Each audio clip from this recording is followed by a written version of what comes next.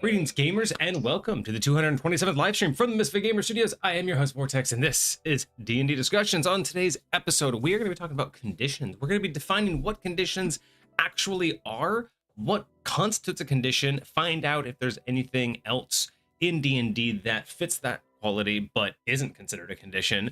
And if we're going to continue on the topic for longer than that, we'll see if we can create some.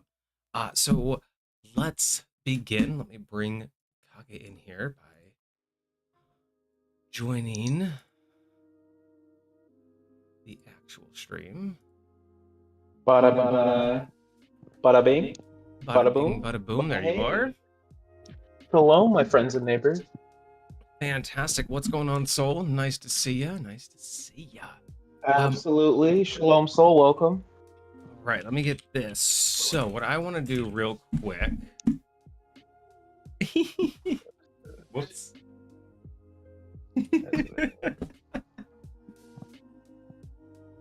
Apparently Vixie got my burrito, so she got the spicy one. Oh, rip. I know how much fun that's got to be. All right, so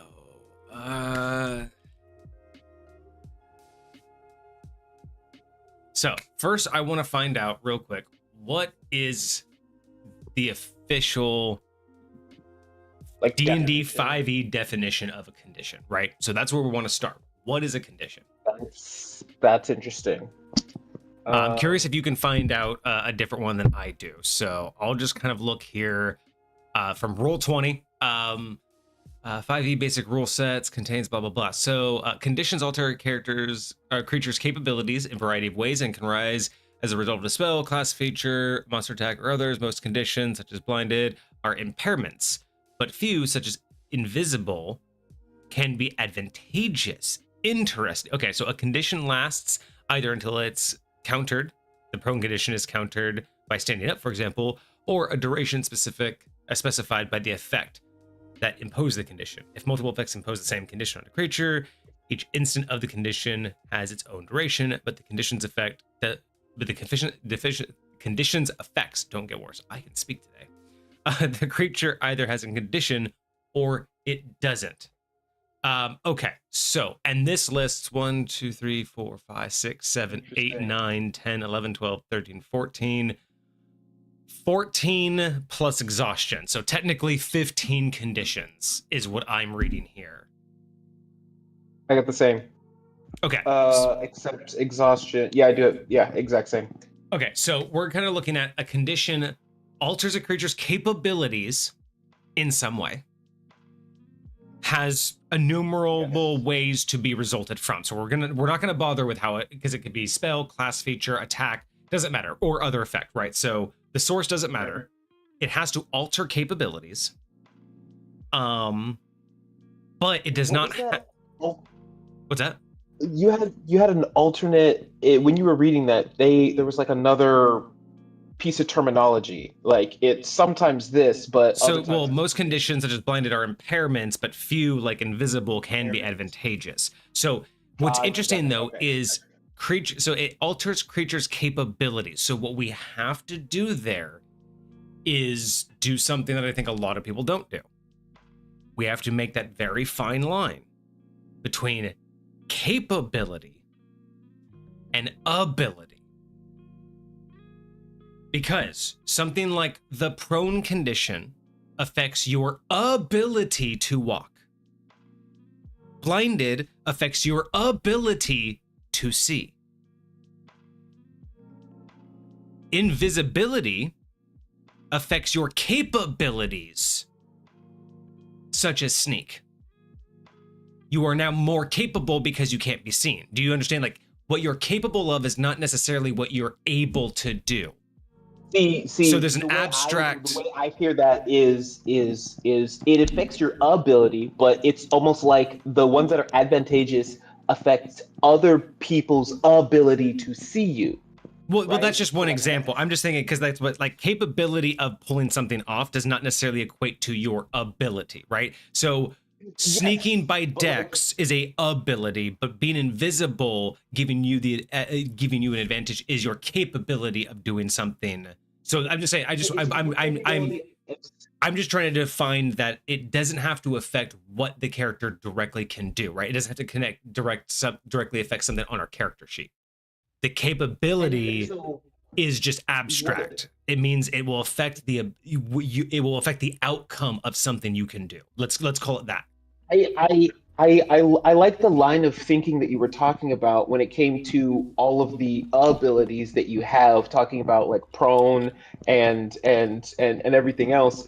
And as a result of that, like I feel like the ones that you're talking about, the ones that are more capabilities that you're describing, I would look at that as more reflective on other people's abilities to do stuff to you. So it's almost the same thing, but some of those things may not necessarily require other people, right? Like it may not require another person. So that's why I'm saying it may just affect the outcome of something, because it may not require someone else, but it may not also directly result in affecting like something on your character sheet. I'd be interested to see if there's an example. Exactly, and that's why I just want us to be more open-minded when because we're trying to talk about like what constitutes a condition.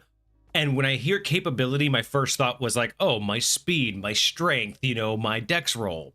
Sure. But when I hear invisibility, it's like, well, that has nothing to do with me and what's on my character sheet, but it does affect the outcome of something I may attempt.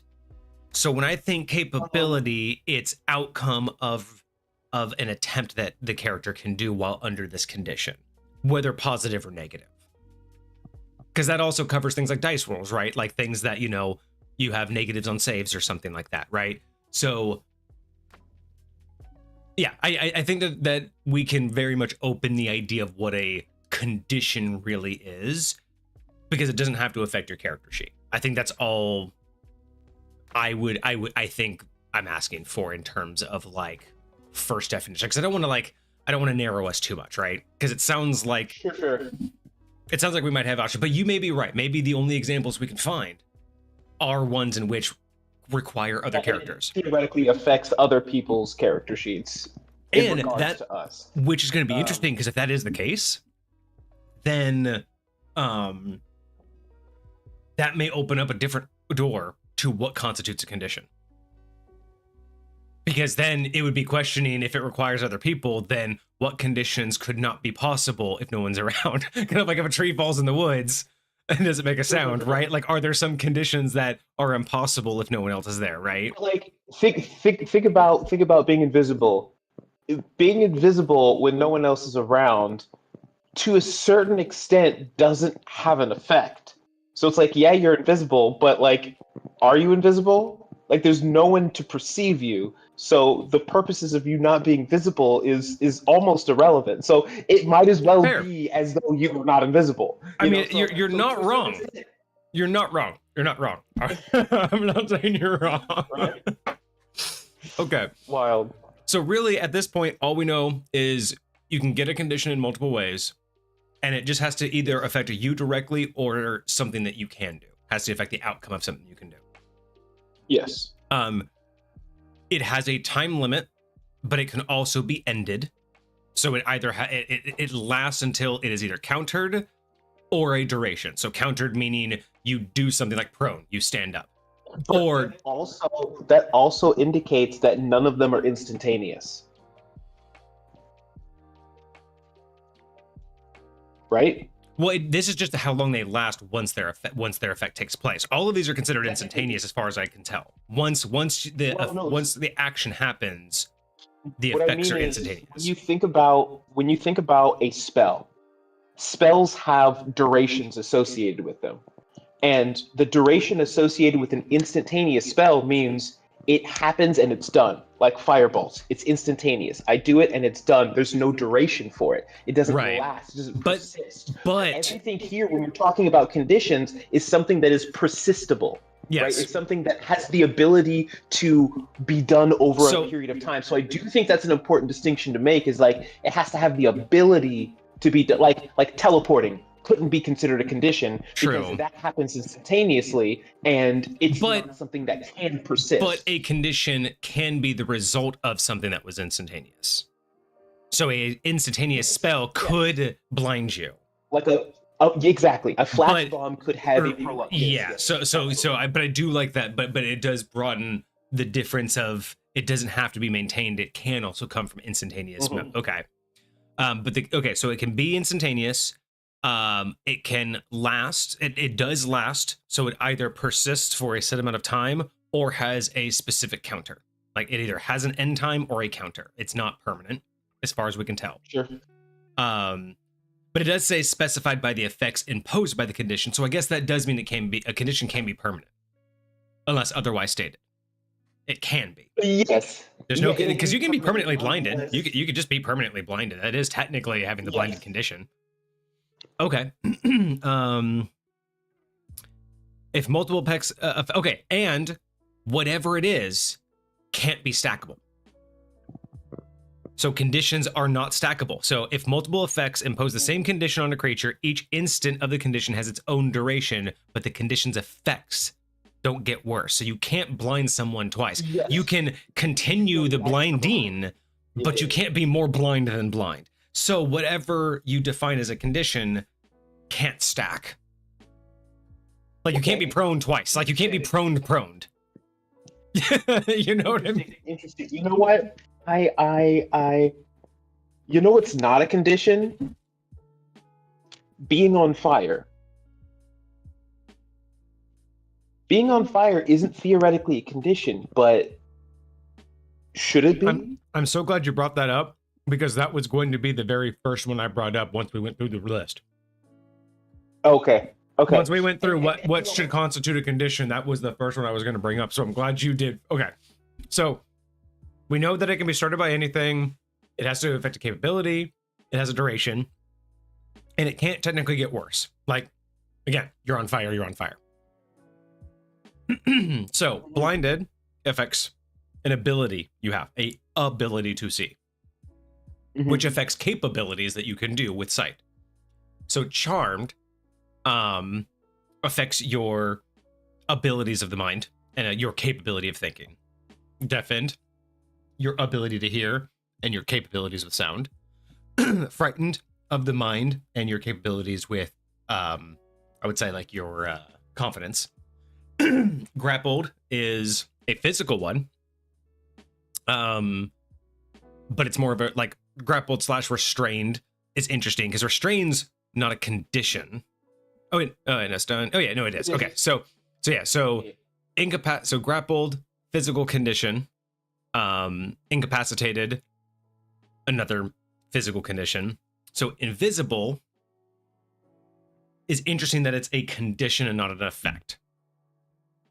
So I want to put a pin in this one because I want to know if this is the only one that stands out, because maybe we found one that shouldn't be considered a condition, but maybe it should just be considered an effect, right? Because if being on fire is an effect, why is invisible not? So we'll get back to that, but that's why I want to put it. I definitely want to put a pin in that because I'm curious. So paralyzed makes sense. Again, you're physically unable. Petrified, poisoned. Again, poison I feel like is on the same lines of fire. It is a physical substance that is inside of you. Fire is a physical substance that's on you, right? Like I feel like those are kind of entwined. So if poisoned and conditioned, I say that's a tally for fire. Ironically, if fire is not a condition, I feel that's a tally for invisible not being a condition. But because poison's a condition, I think that's a tally for fire to be a condition. It's so interesting because specifically poisoned, it's like you can take poison damage and you can be poisoned, right? Mm-hmm. And so like because I think if you were under some effect where you were constantly taking poison damage, I would say you could theoretically call that status effect being poisoned, even though being poisoned is a very different condition. Exactly. And so, which kind of doesn't make much sense. So that's why I think they're trying to make some sort of differentiation.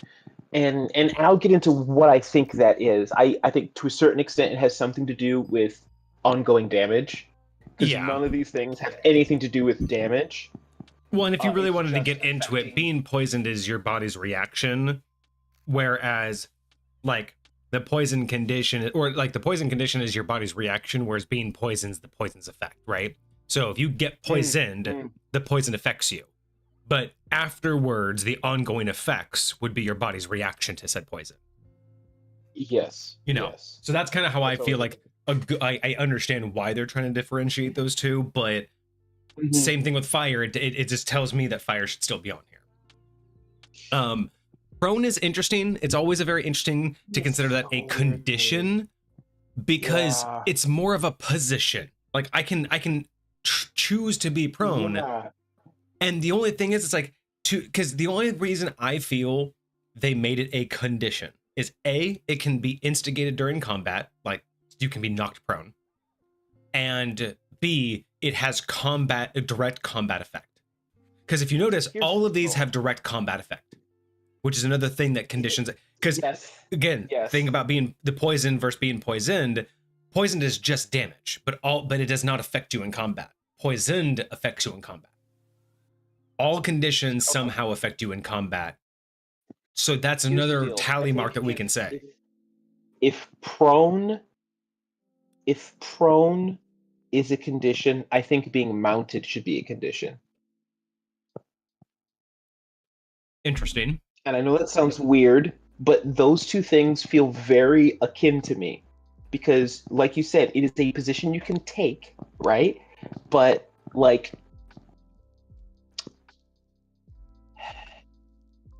it's on the same lines as grapple.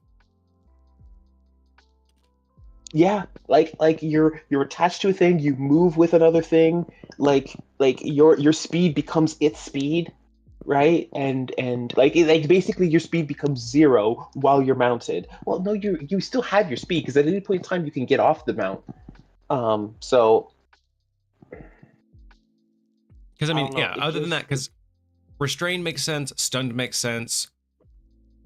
Yes. So unconscious again is a weird one. Yes. Again, agreed. I think the only reason why they put unconscious in here is because it can be an instigated via combat and has direct combat effects. But I feel like that's superfluous. An unconscious person, asleep or otherwise, anybody who is not awake, it's superfluous to say that that's a condition. Like, just because I can instigate it, just because I can knock them out, it is not, like, I don't feel like that's really a condition. Yeah. Like, dying isn't a condition. You know, the dying state isn't a condition. But you are in it for a designated amount of time. And it does have a say. Like, it follows all of the rules.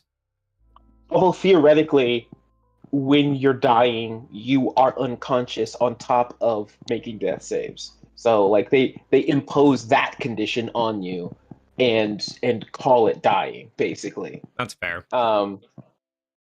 But exhaustion makes sense, but here's the funny thing. Exhaustion's on here, but they also say exhaustion has effects. So it's like, it's interesting to say that exhaustion has effects, but exhaustion is a condition.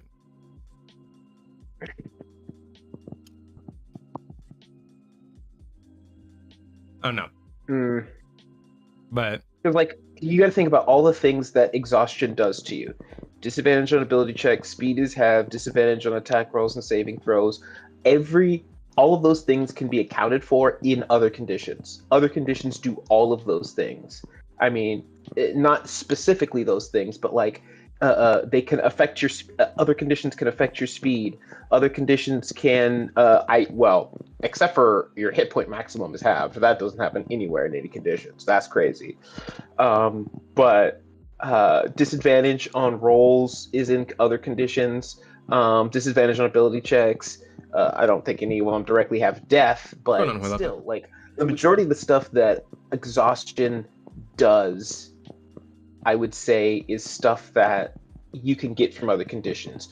And so, on that note, I can see why it's a condition. Yeah. But it doesn't behave like the other conditions in the sense that on the type of limitedness and the type of ability you have to remove it and to adjust it. And I guess they all don't necessarily have the same No, that one just has like a I time don't limit, know. which is, sleeping or a long rest. So But there's some magic that can mess with exhaustion, but not much. Not much. But yeah. yeah, so really like Okay. we made prone we made poison make sense. I still think prone is a stretch. Unconscious, I think it's superfluous. And Yeah. invisible is, let's go back to that pin, because really, outside of those other two, Invisible and invisible poisoned. really just doesn't make sense. Like to call invisible a condition is like there's like saying polymorph is a condition. And if you're gonna call polymorph a condition, then you should call wild shape a condition. You should call rage a condition. Like this doesn't make any sense. Invisible isn't a condition, it's an effect of a spell. Because that means damage is a condition. The condition effect is you have less HP. Well, I would say the biggest thing for damage is it's instantaneous and not ongoing, with the exception of a condition like being on fire. Yeah, I'm just. But if But invisible's a yes. condition, polymorph's a condition. If polymorph's a condition, wild shape's a condition. If wild shape's a condition, then so is rage. That's my logic right there. I'm having a hard time understanding why rage is not a condition. Like you brought that up, and I'm like, what the fuck? That kind of almost makes sense. And I'll say the biggest thing that all these conditions have going for them is it's something that not always, but other people have the ability to do to you, right? Right. Everything on that list, somebody else can afflict you with, right? Some of those things you can afflict upon yourself, but the majority of them have to be inflicted upon you. So I'm unless so curious if you could something find can force yourself. you to rage. Yeah, yeah. So I would say, So yeah, so but still then polymorph. Polymorph should be considered a condition. Because it ticks all the boxes. Yeah, If yeah. like how does Agreed. invisible and polymorph not both count as a condition? Because the way that you're looking at it is if it has the ability for somebody else to be inflicted upon you, somebody can inflict invisibility on you, and someone can inflict polymorph on you. And both Right? affect your It's the same thing abilities throughout and your regardless. capabilities. They both have an end Yeah, state, and they both, so it's like it both of yeah. those. So so that's the hard thing I have. Like that's why I don't like invisibility as a condition. Invisibility should not be on the list of conditions.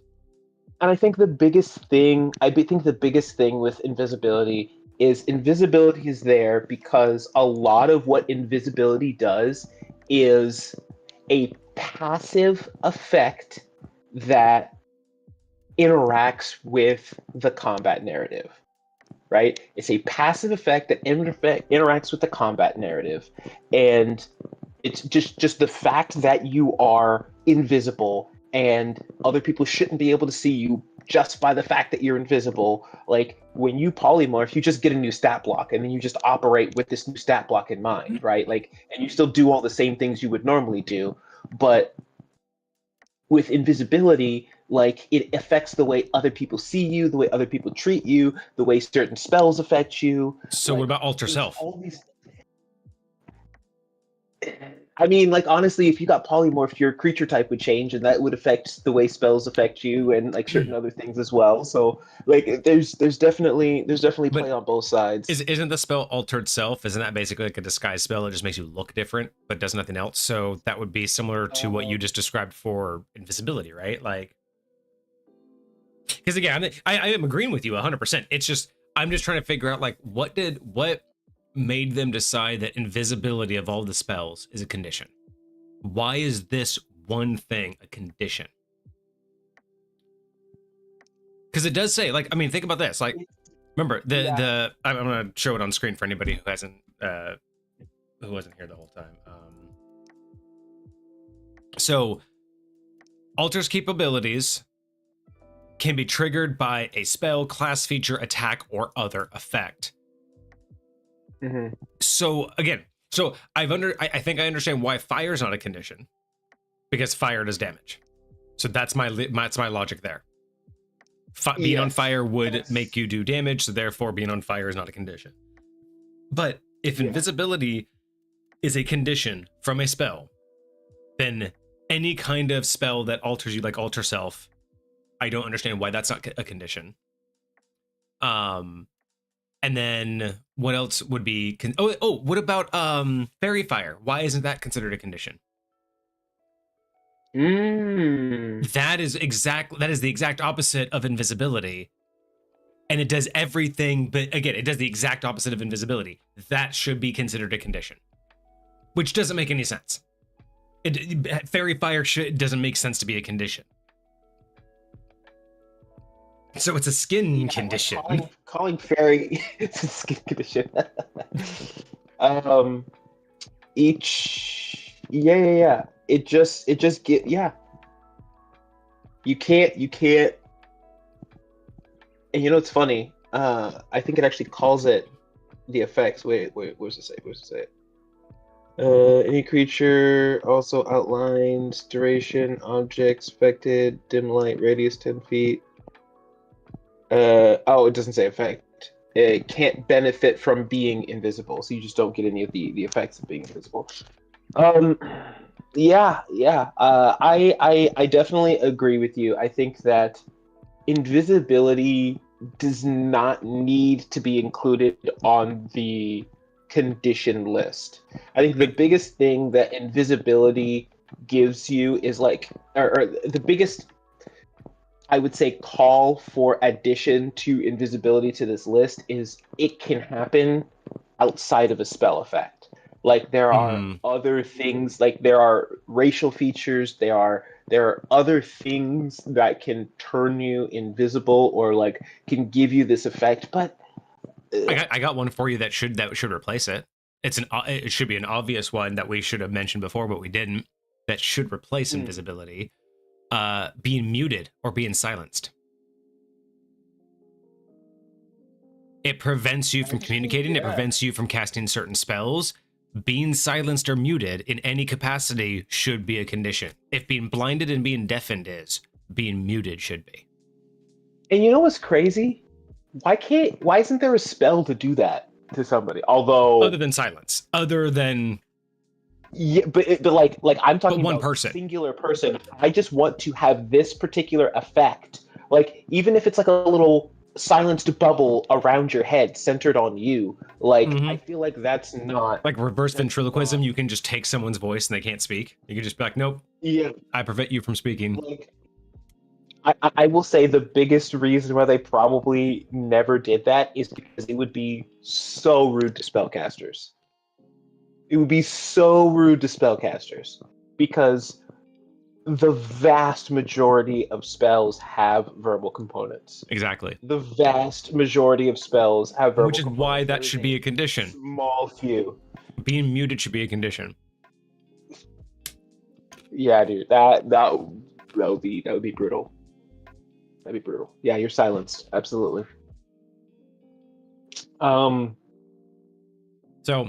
So invisibility needs to come off, and silenced or muted needs to go on. Needs to replace it. We know that fire isn't a condition because it does damage. Yeah, and that's something I would say for a lot of different things, because I think so. One thing I wanted to bring up, and I don't know how comfortable you are with this, but even the most recent review that we just did had a condition in it of sorts, and it was blighted, I think, and that one was really specific to a subclass or whatever. But I'm just curious if it falls under the definition of what we're calling a condition so far, as well as the one that we saw a while back, which was what was the really good one? Permafrost. Let me look him up. I freaking love the permafrost condition. Let me pull him up because I got him. And then the other one, permafrost and blight.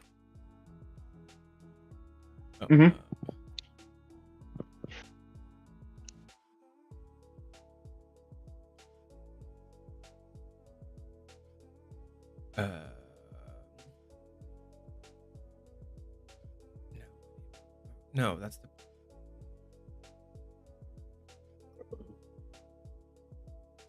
Wait, no, I don't have it. I think it was the Icebound Sorcerer. No, I have the wrong one. No. It was the Ice Monarch? Ice Monarch, I think it was. Yeah. There it is. Suppose. Permafrost. There we go. Permafrosted. And then the most recent one was from Plague. Mm-hmm. There they are. And well, Blight was actually from. Okay, so let's start with Blight first, because Blight's an actual spell.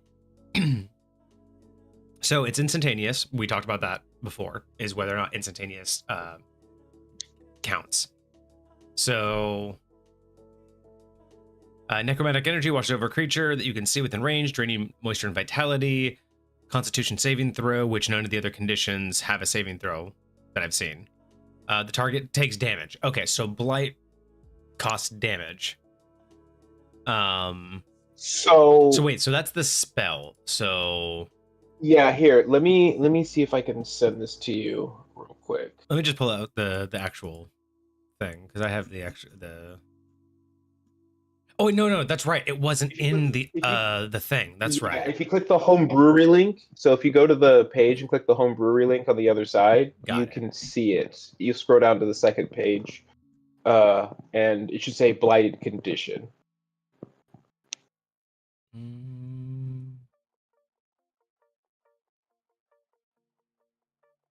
Second, where is it? I was going to try and screenshot that real quick.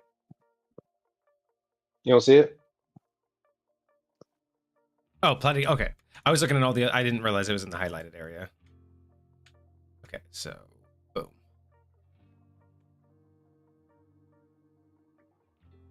All right, so blighted condition, can't regain hit points, disadvantage on Constitution checks and saving throws, and it counts as disease. So interesting. So it's like a condition that gives another condition, I guess you could say.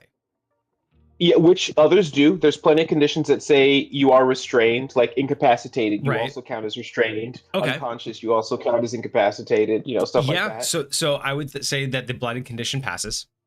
Blighted is an official condition. Okay, that's legit. And then permafrost. Speed is halved. Can't benefit from any bonuses. Disadvantage on attack rolls. Disadvantage on dexterity, ability checks, and saving throws. Cannot make opportunity attacks. That fits all of the criteria. Love can't make opportunity attacks. Yeah. Love not. Permafrost was such a good 10 out of 10. Mm-hmm. So yes, absolutely. Both of those, 100%, follow all the rules. Those would be considered conditions. So what else? That's clean. What else do you think happens? Because again, we don't think invisibility does, because that just opens up a can of worms of all these other spell effects. So ignoring that. Yeah. What else needs to be it? So muted or silenced, that should be a condition. Like there have been a lot of other like IRL conditions that I think should be included, but like broken bones, almost as though like hobbled or something like that. You know, like you break your wrist or something, so you can't hold like two-handed weapons for a while. Ooh, yes, I love that. But like some of them, like the idea of being frozen, right? Just like to think about being frozen. Like I would love the interaction of actually freezing somebody, but I think the overall effect that being frozen would have would be very similar to other effects that already exist, like incapacitate or something like that. Like for the most part, or even ooh, wait a second. Let me look at this list again. Hold up. I mean, you bring up a good point, because I mean, one can make the argument that these are intended to be. Oh, it is here. Petrified is here. These are intended to be the baselines, and they're meant to be substituted when in need. So these are the mechanics. You can flavor them how you want. I hate that word. Yeah. Because if you think about it, like you were saying, you could use petrified, the condition petrified for being frozen, but that's boring. Exactly. But then there goes the whole thing of, well, let's say, going off of what you were saying, environmental effects, being cold to an extent where you're too cold, to where you're getting hypothermia, being too hot to where you're sweating so much to the point of heat exhaustion, Heat stroke. Yep. Yeah. So it's like, at what point do the current conditions not suffice for what constitutes a condition? But I mean, I'm still trying to think of like, what else does D&D do that fits all of this but isn't a condition, wasn't Like, an official condition? Accounted for. But it does happen, like something that actually does happen in game. Like bleeding isn't, well, I don't, well, okay, I don't think there's an official bleeding mechanic. That's the thing. It's like there isn't anything that will do that for you. But like Blood Hunter, I swear there's some mechanic in there where you have to like cut yourself. I don't know if But I guess that would be damage, right? That would be damage related if you were bleeding. It's just damage, yeah. You can't have damage with a condition. Chat, what do y'all think? What constitutes a condition that isn't labeled as one, but what can happen in D&D, but just doesn't get called a condition? Again, like being muted, being silenced. That falls in line with being deaf and being blinded.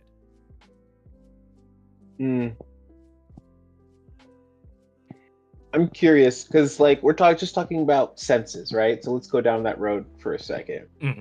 Okay. Your sense of smell. There's nothing specifically in your stats and or abilities that is tied to your sense of smell.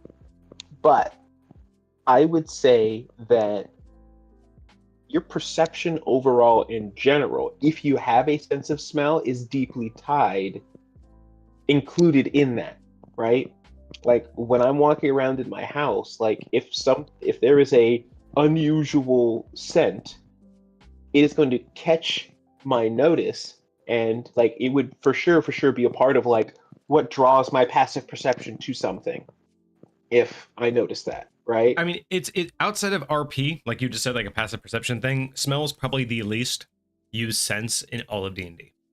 Like some creatures have it, but in the end, it's just a passive, like, oh, it was smell.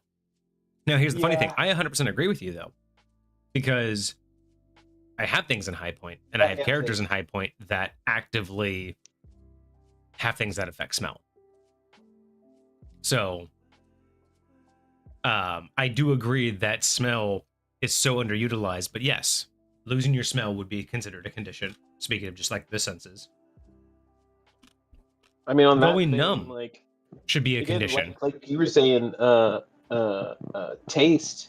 Like, I can't really imagine how that would like affect you, but I mean, it's still there. I mean, right? combat, Going numb, yeah. I do. Going numb would be wild. Ooh, what about being dizzy? Do you think that should be a separate effect or a separate condition? Thing is, would it do anything different than confusion? Actually, wait, is confusion a confusion's an effect, but not a condition? Confusion is not a condition. Why is confusion not a condition? What the hell is confusion? Because it's a spell. Let me see if I can look it up to see what it actually does to you. Oh, it's a D10 roll, so provoking uncontrolled action. Okay, so it's not really a condition because confusion forces an action. So it's not actual confusion. It's an actual like forced movement or a forced action or something. So then in fact, dizzy would make sense. I think dizzy could be one because the condition effect could be that they have like disadvantage on all attacks. Could just be that, right? And they have they also have like a 50-50 chance or they have some sort of chance of hitting an ally of hitting an ally if they're within 5 feet of them. I almost like the idea that they can't walk straight, and so Yeah, they have to like zigzag wherever they're going or something like that. right. Or it causes them to lose Basically, their movement because they are taking yeah. more. Maybe just having your speed would have the same effect, but again, there's plenty of things that have your speed. But I think that there's something there. The thing is, there's nothing that really like causes that, right? There's not really like a true effect. I mean, because same thing with like drunkenness, right? You could say drunkenness is a condition, but that's not really something that happens in D&D. Like, it's not really something that's there. You could say it happens. There's things that could affect you that way, but there really isn't. There's not like a mechanic for getting drunk. Yeah, I don't think there is. Unless you just call it being poisoned, because that's what it literally is.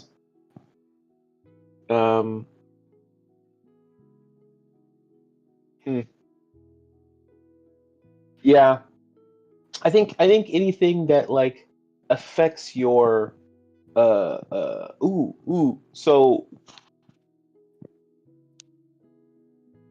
I'm curious if there's anything else that would stop you from regaining health. Anything normal, like more mundane, that would stop you from regaining hit points. That could be considered a condition, because I feel like that. Starvation. It was in the blighted thing. Starvation and dehydration are both potential. I mean, they would potentially be able to cause, if you don't force them to cause damage, then those could be considered conditions.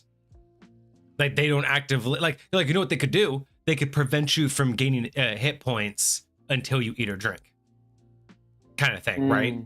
Because they won't kill you, but they will prevent you. They will, like, You know what? Here's what I want to do. I want to change the middle level of exhaustion to can't regain hit points. So instead of saying that your hit point maximum is halved, it's that you can't regain hit points while you have this level of exhaustion. or by non-magical means. So you have to abuse magic in order to do it. Sure. Yeah. You can't. Like, you have to become a burden to the team You can't get it back from a rest, a long rest, or a short rest until your exhaustion goes. yeah, So your yeah. exhaustion goes down first Resources. before you get your health back. So you have to do at least 2 long rests before you get health. Yeah. Okay. I like that. So here's another one for you. That's I was thinking about it. The opposite of prone. Hover should technically be a condition. It's theoretically a speed. It's theoretically attached to a speed. It's right, like, but it's not flight. It's not that you get to do anything other than just be off the ground. All you get is to be off the ground. And that's the thing.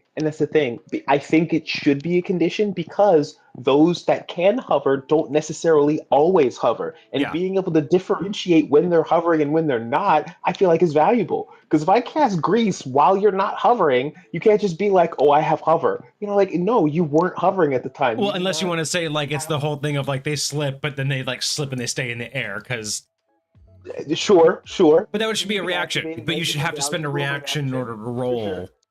Sure. But hover, if you could force someone to hover, if you can like cast hover on someone, is that not technically a condition? I mean, is Featherfall? Actually, but see, now we're getting into the territory of will of invisibility as a condition, so is Featherfall. No, hold on. Because it's not. What is it? That's the spell. It's levitate. Levitate. I mean, it's a big spell. It's a second level, not a big spell. I mean, is being wet a condition? No, but it should be. But see, that's the thing. Being wet theoretically doesn't do anything to you, although I think it not should by nature make you vulnerable to lightning damage. Or I would say, like, also depending on the surface, I like to impose like every so many feet, like in combat, or just so often you have to do dex checks to not slip, because every now and again the surface, especially if you're in armor, like you would if you were on ball bearings or something like that. I'm yeah. okay with that.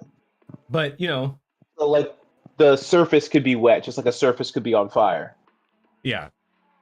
But it doesn't take, health. So yeah. What else? What else? What else is an effect? I like wet. I like wet a lot. I mean, greased, like being greased up, because then you'd have advantage on grapple, because you wouldn't be able to be or you would be immune to being grappled. Well, immune might be hard. I would say it would probably be much, much more difficult. I might even just give a flat, like, I don't want to say -10, because that could be crazy. I'm just saying, I mean, if you're all greased up, I don't know who's grappling you. Like, you never know. There could be some like psychic hold of you, or imagine something that's like giant. Although you might slip through the giant's hands too. Ooh, okay. Burned. Post-fire damage. I like burned. Like I like the idea that attack speed is attack speed is or you were slowed, or your attack speed is halved, meaning you have half the number of actions, minimum 1 per turn. So if you're a fighter and you have 5 attacks, now you only have like 2 or 3 because you're burned, so you're healing, so it's harder to. So that could be devastating to like if you're at level 10 or 15, no matter what class you are, to be reduced down to 1 action because you're burned for until you heal. That could be so devastating to knock someone burned. If you're burned, you can only make 1 attack per turn.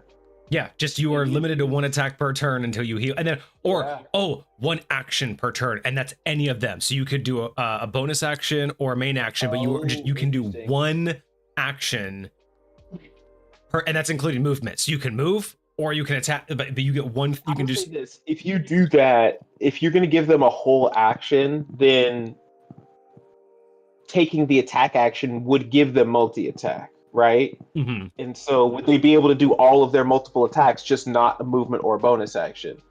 Or right? That would probably be the good way to balance it.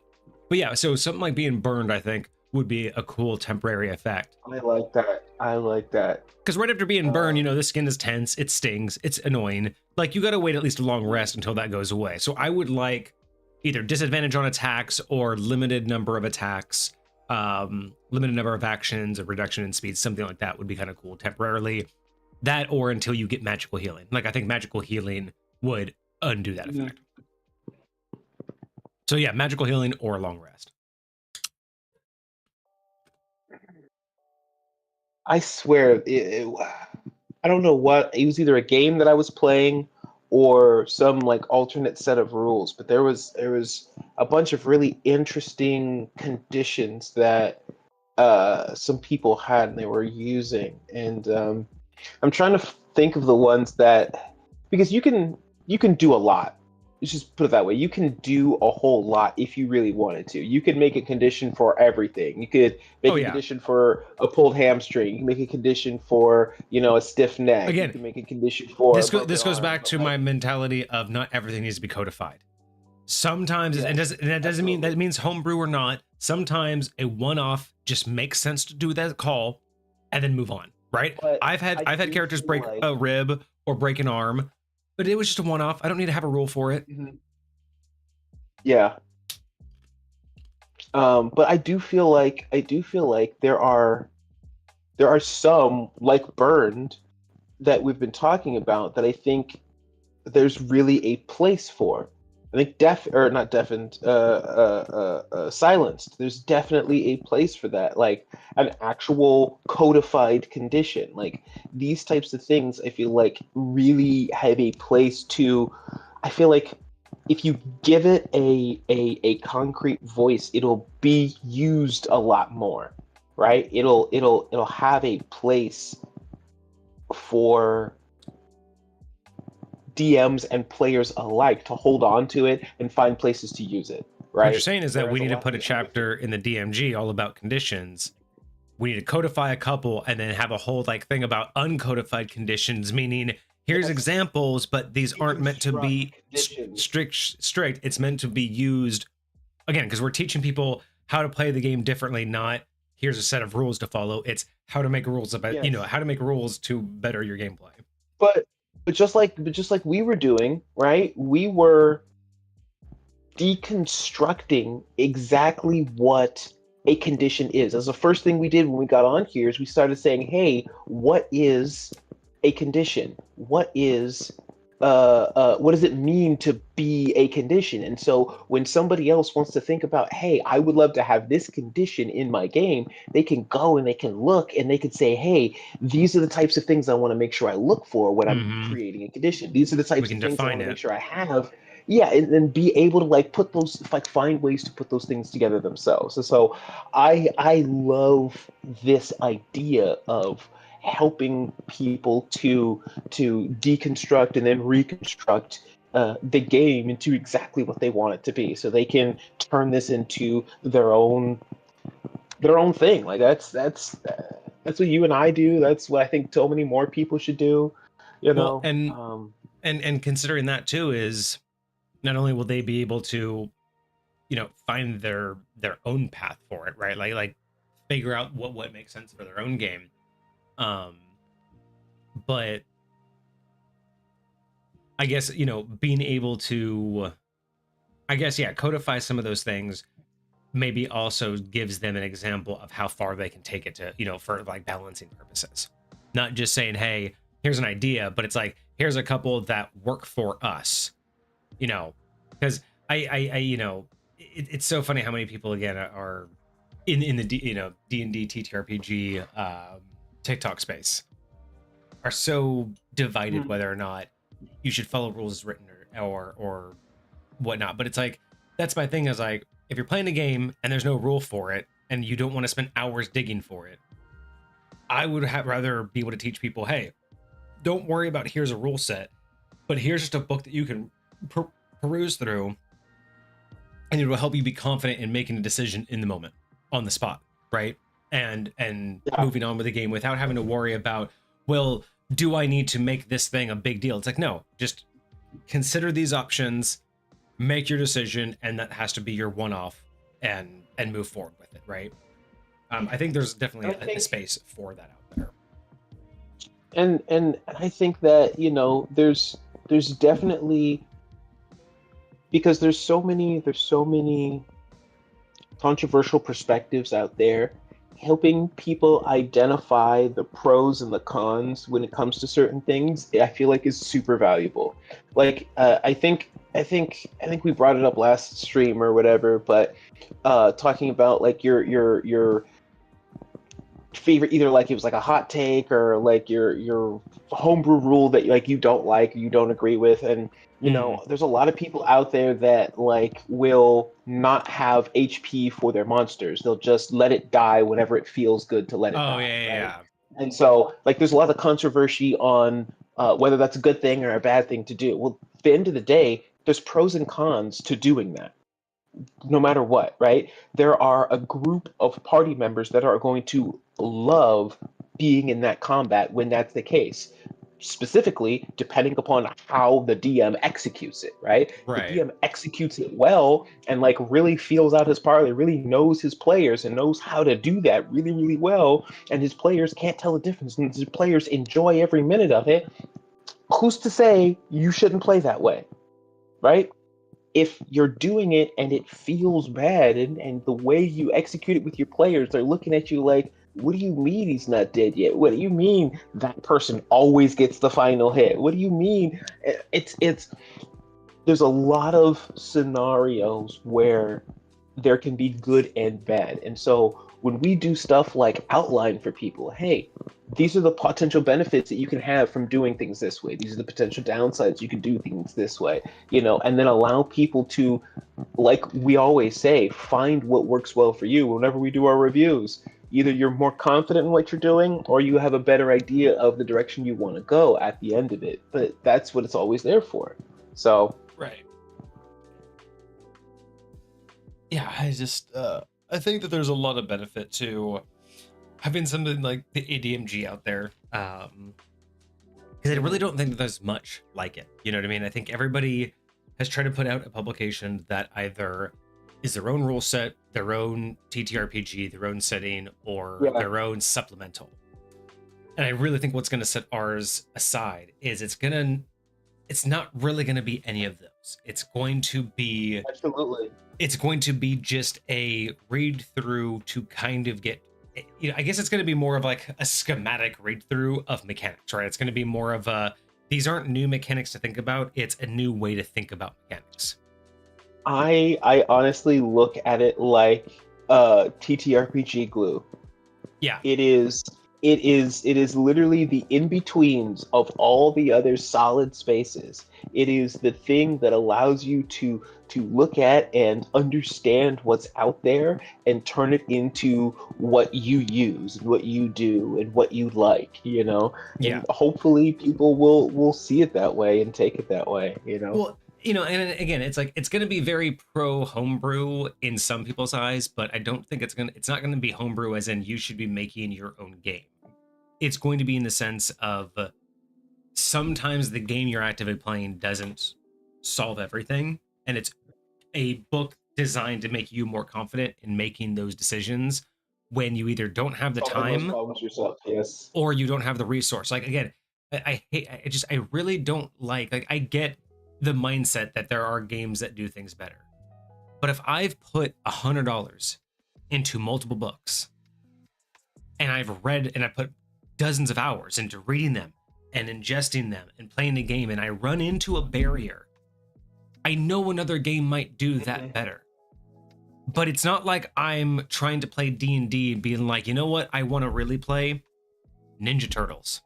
So fuck it. We're going to make D&D Ninja Turtles. I get that, because if you really want to play Ninja Turtles with the Ninja Turtles weapons and all the Ninja Turtle mechanics in the Ninja Turtles world with Ninja Turtle enemies, I absolutely 100% get this mindset that you shouldn't play D&D or Call of Cthulhu and try to make it Ninja Turtles, right? That part I understand. But as ridiculous as that scenario sounds, that is how I feel all of these people who are just like, you shouldn't be homebrewing, you should play the game, and if you don't like it, find the game that does it better. It's like, I feel like that's what they think people are doing, is you're trying to make one IP into the other. It's like, but what I'm talking about is I've spent hundreds of dollars and dozens of hours into this game, and in the middle of a campaign, in the middle of a session, I run into something that the books I own and the books I have read and the experiences I've had don't answer this. And I can either derail the campaign, stop everything and read and research, say, hey, I'll answer that later, and not let them do whatever it is they're doing because I have to go get another resource, or pause until I get that resource, or I can make a call. And then from there, we can either retcon it with something real, or you can just own up to it. What I want to do is I want to be able to just encourage the people that just need to make the call, own up to it, and move on. I'm not, the DMG is not there to be like, here's how you codify a whole brand new world, right? It's like, again, it's that mindset of I'm not trying to make High Point accessible to people because High Point's my thing. Not like I'm like selfish and I don't want people to play it. It's just High Point's what I did to enjoy my version of my game, right? This is just what I do as my hobby. Absolutely. So that's why it was never meant to be publicized. High Point was never really meant to be public because it was just a game I play with my friends. I'm the DM of my game. It's cool that people like find my mechanics cool, but it's not meant to be there. But the DMG is meant to express how I got there, how I took the game I love. And I'm not, I may do things that other games do, but I do them in a way that makes sense for the progression of my game. And I just want to make those books where it's like, I want people to, the ADMG is to get DMs to be able to make those calls, be able to, blend their stories with the mechanics and make calls that sometimes that whatever game you're playing, because it's not meant to be D&D focused. It will be a lot of D&D heavy, but it will be meant to just say, kind of like what you were talking about with the conditions. Define what you're talking about. right? There's the whole chapter. Let's define what HP is. And it doesn't have to be directly damage, right? HP could be mental, like for Call of Cthulhu. Like we can redefine HP as more than just the thing that happens in game. And that's how it connects to the narrative, right? The ADMG is meant to expand the way you see the game, not here's how a new way to play it. I honestly look at it a lot like Kingdom Hearts. A lot of people would be like, "Oh my gosh, go play Final Fantasy, go play The Lion King, go play Mickey Mouse," and I'm like, "Well, what if I want all of them? Right? What if I want pieces of all of them right here in this game?" You would never have a mashup like that without being able to expand your mind into Part with the 15 months. What up? I see you out there. Cart, let's go. That's what's up. 15 months. Damn. Party over here. That's what I'm talking about. Yes, sir. But you're absolutely right. You know what I mean? Like it's same thing with Fortnite. Like no one told Fortnite, hey, I just go play Rocket League. Why are you trying to, hook up with Rocket League? Hey, I could just go play Star Wars. Why are you trying to give me Star Wars in my Fortnite? Like no one's saying that shit. Why are you trying to put Legos in my Fortnite? Yeah. You know what I mean? Like no, people are hyped for that. And exactly. But at the same time, no one asked for,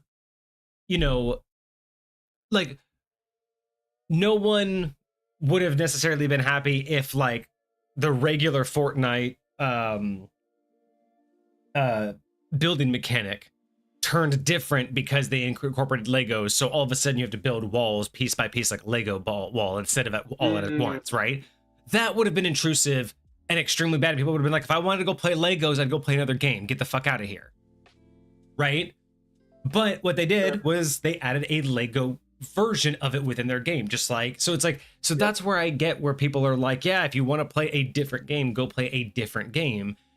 But again, I feel like that's such an extremist mindset when you say, hey, someone's just they've come up against a wall and they just want to work around it, and you're just like, well, you shouldn't have worked around it. If your game doesn't have it, you should have gone to a different game. And it's like, whoa, I'm still trying to play my game faithfully. There's just some things it doesn't do, or I just don't like the way it does it. And I hate that mindset of like, so wait, you're telling me you love 99% of this game, but that 1% you don't like, you're not going to ditch your game for this other game that does that 1% better? It's like, no, because I like 99% of the rest of it. If I want to look at a different game and go, hey, you do this thing amazingly, but you do everything else like shit. And I love everything else my game does, except for this one thing. But people will lose their minds of like, no, you should just go play the other game if that's what you want. I'm like, but you're not seeing the bigger fucking picture.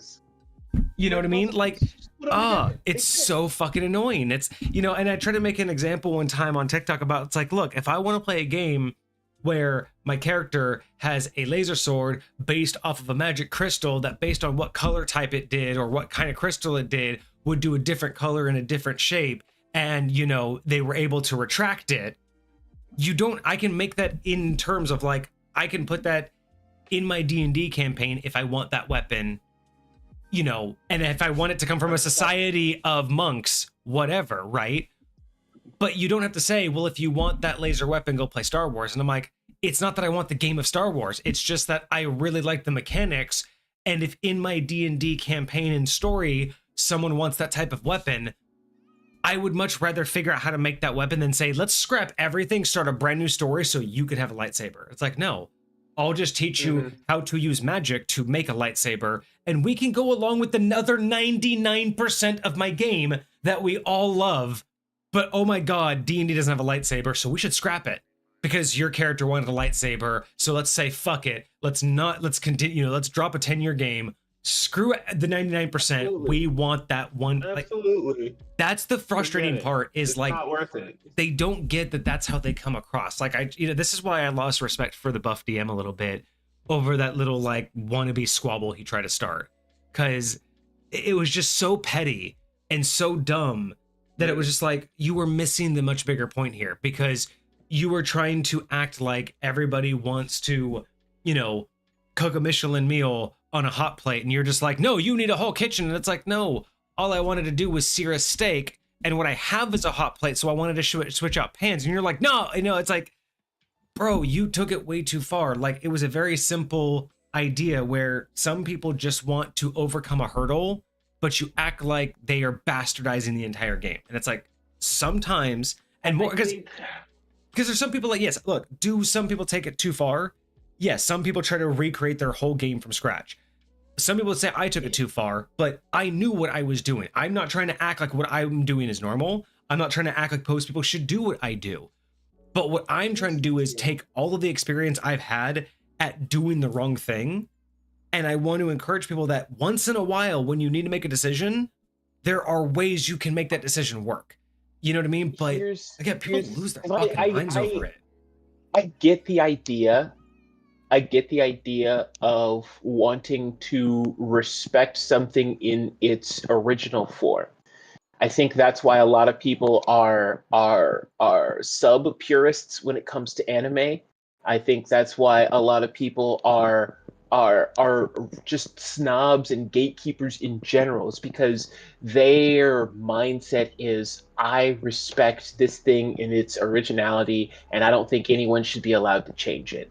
And I think it's that second part that I feel like I have the most problem with. It's like, I can understand wanting to respect something, because as a martial artist, there is something that bothers me when I see somebody walking around with a black belt that did not earn it. And like, from like my personal experience, like I know their journey. Like, there are plenty of people that just can go on the internet and go on Amazon and buy a black belt and put it around their waist and call themselves a black belt. And it's not the same thing. Right. It's not the same thing as like blood, sweat, and tears, like going through absolutely everything, trying to fight your way to a skill set, a mastery of an understanding. So I get the idea of wanting to like hold something, but there is a huge difference when I am not trying to impose what I've created on top of you. I'm not trying to call what I do being a black belt. I'm trying to call what I do being a rainbow belt. And I can be a rainbow belt because guess what? I made up rainbow belt. That's what I'm doing. That's my thing. It's my signifier, but just because it's influenced by what you know doesn't mean that it's what you know.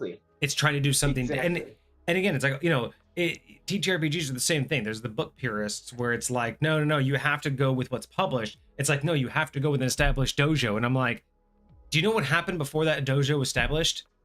They were working on it. They were building up a reputation. Do you know what happened before Bruce Lee became so fucking famous? He broke tradition and got, he basically almost died breaking tradition. It's a lot of backlash for what because he had a new idea.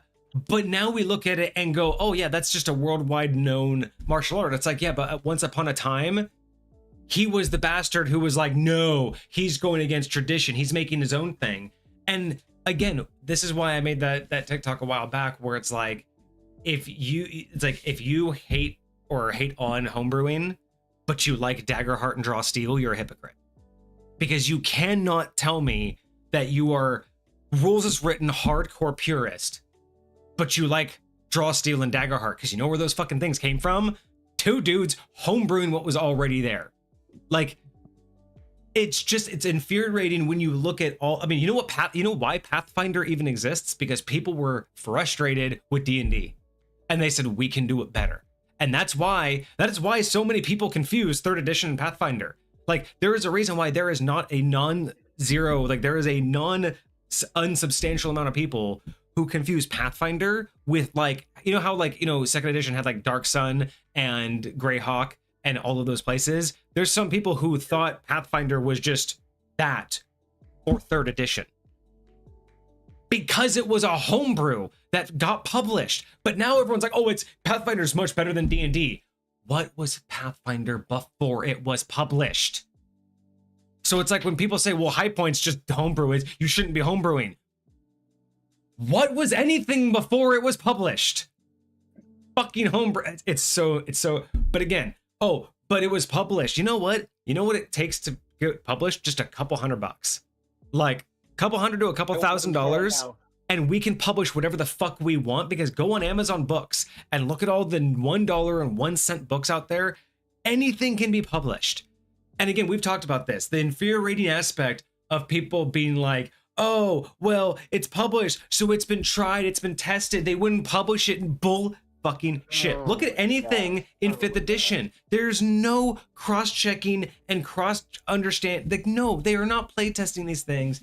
And the audacity to think that something is playtested and proven to work before publication is it's just downright laughable that people think that it has to get through certain scrutiny to be published.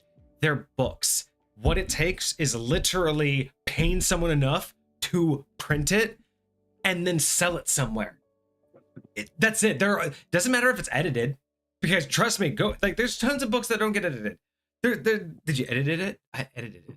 But you know what I mean? Like, it's so frustrating, because this is why I am very pro homebrew, but not to the extremist point of everybody should have their own rules and their own game. I do not think that. I know, trust me, from someone who's done it for 15 years now, it is one of the most frustrating and difficult things to do, because my game is great for no one who's ever played a TTRPG before. It's built for new players.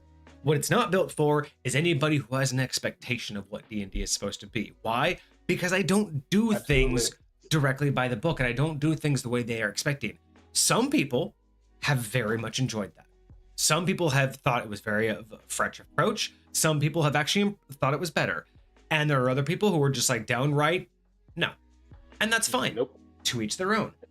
But the people who tell me I'm wrong for doing it this way, it's like, that's where it's just really frustrating, because here's the other thing too.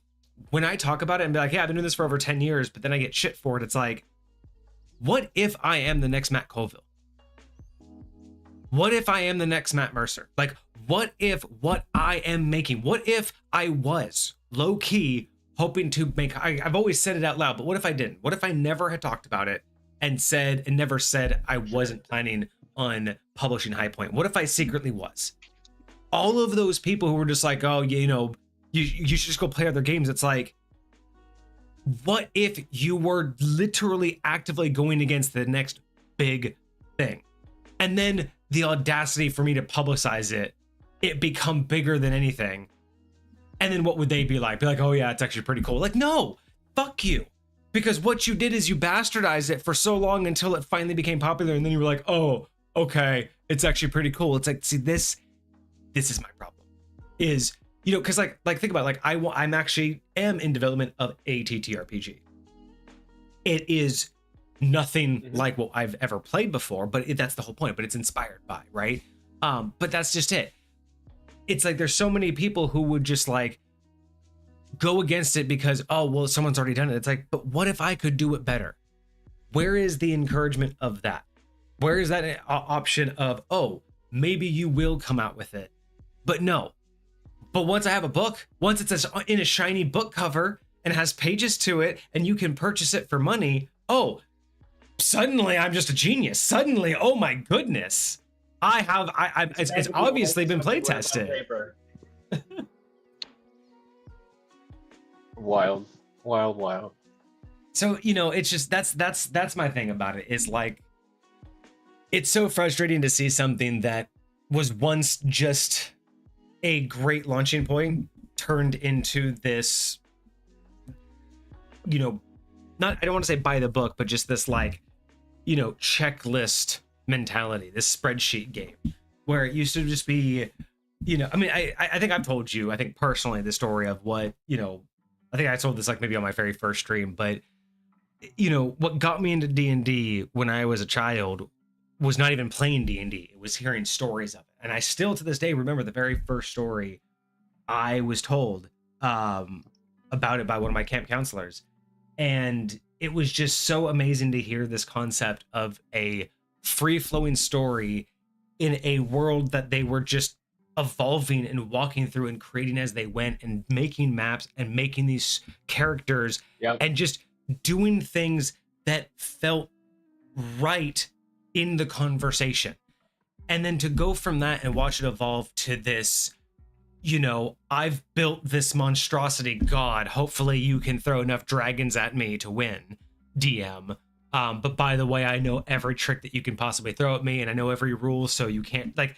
It's just gone to this point. It was like, where did the mysticism, where did the fun come from? Like, and I think a lot of it came from the top down building when people stopped exploring the game and started controlling the game. But you know, it's just for someone like me, it's like, yeah, I don't want this to be like a, oh, my game's been destroyed. It's evolved, it's different. I get that. That's why I don't play 5e, because it's not catered to me. Oh yeah.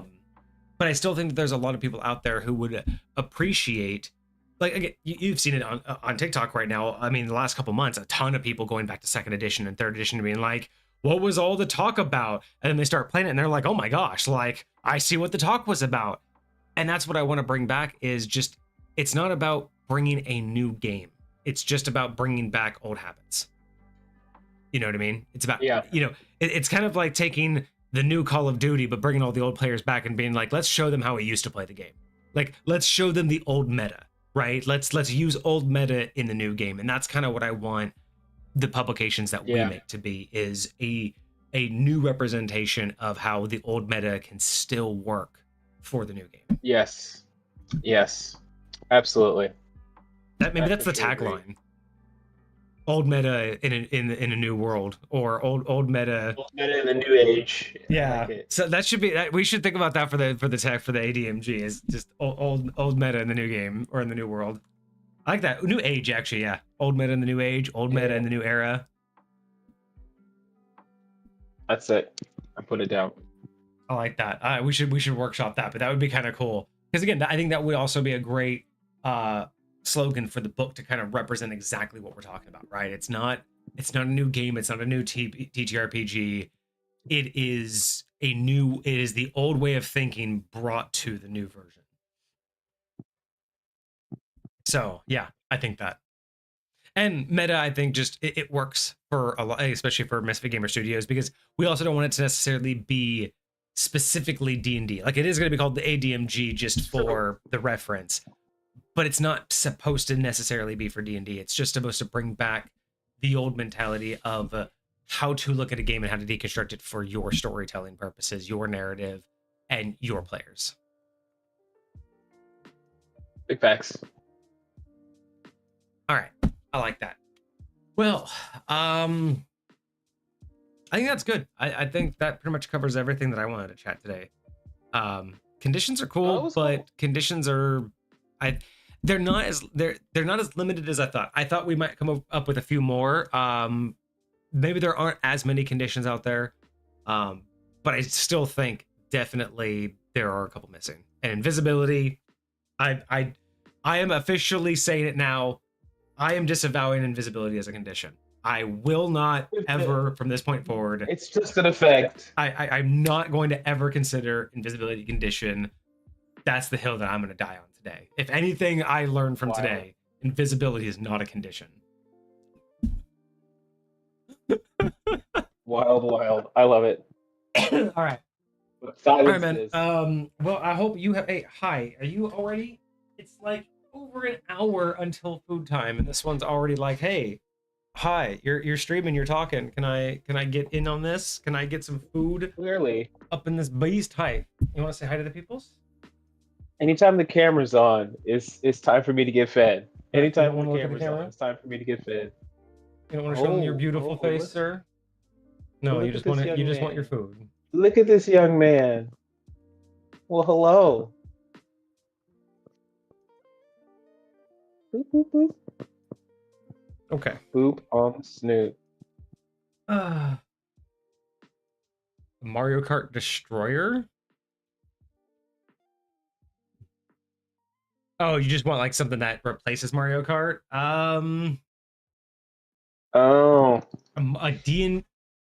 A D&D inspired Mario Kart game. I mean, I'm sure there's something like, I mean, you just want Mario Kart that's like skinned to be D&D, or you just want like something super fast paced like D&D, because I don't really know how those two things would like mesh.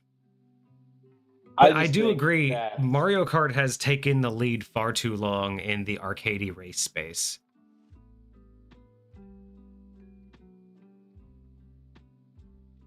Just want the fun mechanics of drifting, items, and mischief, but actual budget and care. I mean, yeah, I would say that the hard part about it is like, how do you make it different enough to be valuable enough? Because it's not just about putting more care into it, because I agree, you know, Mario Kart is kind of just what it is, but it's also one of those, it is what it is, because why fix what's not broken?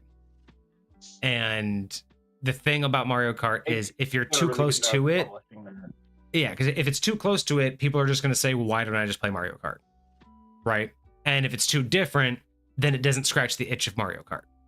Which, to be honest, that's why I really liked Rocket Racing. Because for me, I really like the feel and mechanics of how Rocket League work. But I love the idea and gameplay of Mario Kart. So Rocket Racing was the perfect blend of the mechanics and feel of Rocket League, but with the drifting and the race control of Mario Kart. So I just need them to give us little question mark blocks so that we can actually shoot stuff at us. Exactly, right? Like, that's what I need. So for me, yeah, to make and that's always going to be any kind of game that has notoriety like that. You know, it's always gonna be compared to it, and if it's not different enough, people are just gonna be like, well, why don't I just play the other one? Like, it's not worth spending money for something that looks different when I could just play the classic Mario Kart that does everything exactly the way I expect it to. It's gotta fill a need that, like Vortex was saying, scratch that itch that people are looking to get scratched. And if you could do something like the Rocket Racing, where you find the itch over in Rocket League and the itch over in Mario Kart, and you can blend them together, then you've got something crazy. But if you don't know what those two different pieces are, then yeah. And really, you know, you'd have to. The only way to truly, I think, stand out against Mario Kart with its mechanics, right? So here would be my hot take, is because again, if you're too much like Mario Kart, people are just going to default to it, and if you're too different, you're either going to be a shitty knockoff that can't do what it does, or it's not going to scratch the itch. So here's how you scratch the itch, but be different enough to matter. You do all of the same race mechanics that you want. You do the drifting, you do the race-like structure, you do the item collection, the boosts, but you change up the environment to be PvPvE, meaning that it's not just a race of laps, but you make the race actually have objectives. So like maybe kind of like, you know, in one race, there's going to be like a jump, and to win, you have to like jump, but there'll be like 3 different things you can jump through. So during your laps, you have to at least go through all of them before, like kind of like a pinball almost, right? You have to like light it up. So there, and then maybe you would also make different directions too, right? Not just shortcuts, but literally different areas you can go to accomplish different things. That could be kind of wild. You know, you have a race where maybe there's 3 different ways, but different people have to do different ways to get different things accomplished, right? So I feel like the way that you would have to do it is the course itself, what you're doing other than racing, has to be more interactive. It can't just be a race, because if it's just a race, then you're just gonna basically battle with their mechanics, and you're either gonna get too close or not close enough. But if you were to make it identical, but make the race and the course interactable, something that you have to accomplish different things than your opponents, or even the same things first, that changes everything, right? I'm curious how and then the effects would work if there was like a car inside of the ball, like a hamster in a wheel, or a hamster in a ball, or whatever. Like, if you put a car inside of a ball, and then like all the other people had to like shoot that ball into a hole, but the car inside was trying to get it to not go in. Right. Yeah. So almost like a Fall Guys, like, yeah. So add a little bit of that Fall Guys feel where different games had different, and then, so you'd have race modes, but then you'd have to have other modes like that. So that's the way that you would be able to still use all the right mechanics of Mario Kart, racers. But you'd have to make it to where it's not just a race. Otherwise, Lego Racers was interesting. I didn't think I played that one. I didn't even know it was a thing. But yeah, so that would be my thing, is like, the only way to really do it is you'd have, and then you'd have to make the effects unique. Like, you couldn't just make a slip, or, you know, make them slow down.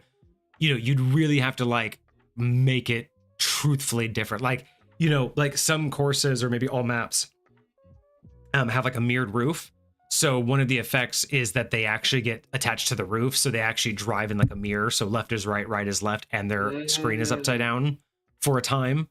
So it's like that could be an effect that you don't see in Mario Kart. That kind of an effect would change the game enough. But you now also run the risk of making it too corny to where it's like those golf games where it's fun for a couple runs, but then it just gets too corny and you're like, I just want to go back to a good race. So you have to make it to where it's challenging, but also mind-numbing and fun and rewarding, but also easy to pick up, but also has a competitive edge, right? That's a lot of things you have to tick. But you also have to just, so the easiest way to do it, make the course do something else other than just be a race. That would be the number one thing you can do. Second thing, change the effects, and then just reskin it. Reskin it to something, anything different, and you'd be fine. But I think that, I think really those would be the top two things I would do. And then $1 million idea. So. I love it. I do indeed. So if I just knew people who could make games, I could make things happen. But I don't know anybody who can make games, and I don't have the next 10 years to learn how to make games to make that happen. So that idea will go into the ether, never happen, and I will never make $1 million. But if you do see that idea pop up in the next like 5 years, make sure that you clip this and you let them know that it was here first, which means royalties. I get copyright. Royalties. Come on now. All right, man. Well, I think that's good. I hope you all enjoyed the stream. But I think it's time for a good long weekend. Not really a long weekend, but a deserved weekend. I wish it was longer. Yeah. Yep. Bro, you have Still debating an hour. take Monday off. You have an hour till food. You can stop it with that. Cat's just screaming. All right, y'all. Well, thank you for joining us today. It was a lot of fun. I hope that opened your mind up to what conditions are and what other things could be. But let us know in the comments if you have any other ideas on what other conditions you can think of that aren't actually labeled as conditions. Otherwise, we will be back with your regularly scheduled D&D review content on Monday. I think we have another background from Desmar that we'll be doing. Yes, we do indeed. All right. I don't know which one, but maybe we'll flip a coin and we'll do a random one. I don't know, because that's all we have right now is backgrounds from Desmar. Fair enough. But otherwise, I hope you had a good week or a great week this week. I hope you have a fantastic weekend ahead of you. But yeah, we'll be back on Monday, and have a good night, y'all. Cheers. Absolutely. Deuces, my friends.